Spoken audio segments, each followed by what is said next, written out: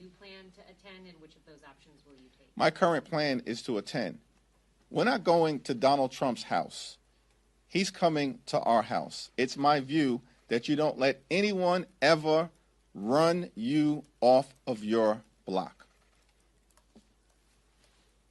Can you share why Democrats haven't given us any details with your counterproposal and why negotiations have been a bit under wraps the last week or so?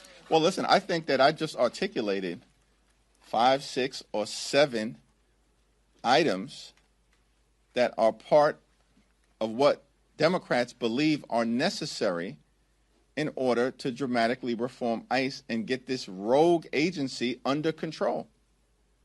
There are other items that I can talk about. Certainly, we need a dramatic change in policy. We also need a change in personnel. Kristi Noem's got to go. Why she's still around when Alex Preddy was killed in cold blood on January 24th is beyond me. Sends a message that these Republicans are not serious about doing the types of things necessary to rein ICE in. We believe there should be a prohibition against racial profiling, ethnic profiling, and language profiling. That's not the American way. That's the Trump way.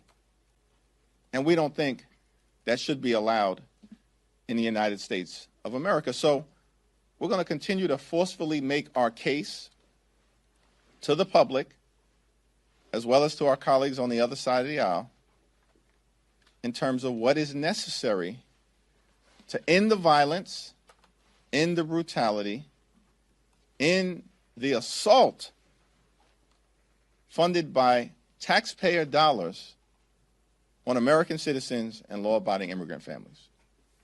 Thanks. Second round. Mr. Jeffries, do you have any thoughts on Congressman Tony Gonzalez, who reportedly had an affair with an aide who died by suicide last year?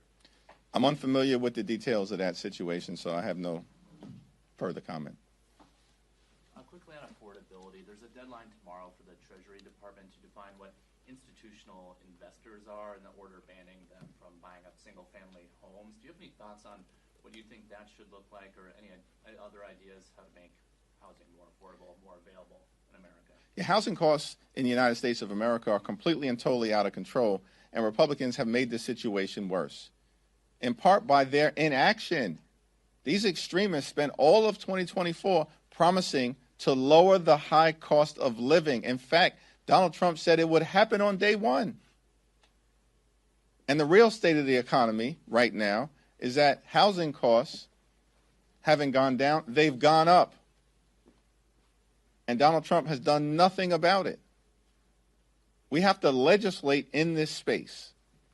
Yet, the Republican priority has been anchored around ripping health care away from the American people, as opposed to actually trying to make life more affordable in housing, in health care, in child care, in terms of utility bills, and of course as it relates to groceries and goods, where because of Donald Trump's reckless tariffs, the Trump tariffs, the price of groceries and goods in the United States of America is going up, and the Trump tariffs are causing everyday Americans to pay thousands of dollars more in additional expenses per year.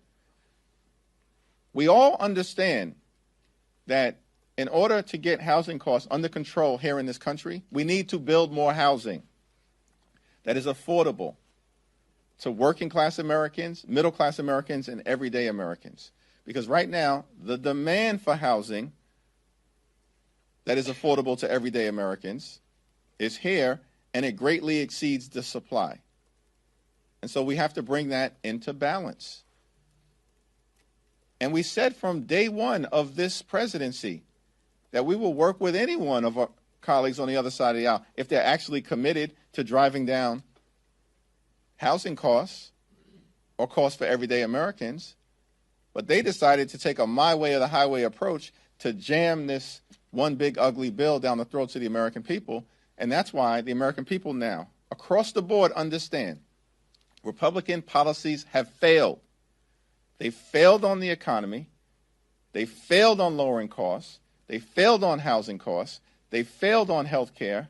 They're failing on immigration enforcement. They are a complete and total failure.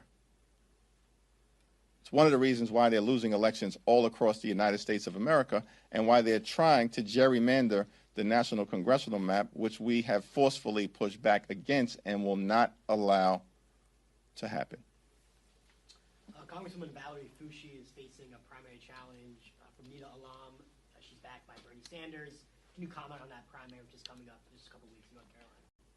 I strongly support the Congresswoman, as is the case with the Congressional Black Caucus and many of her colleagues that have served with Val for the last several years. She's a tremendous member of Congress, very thoughtful, very studious, very serious, and very forceful in advocating on behalf of her constituents and pushing back against Donald Trump's extremism.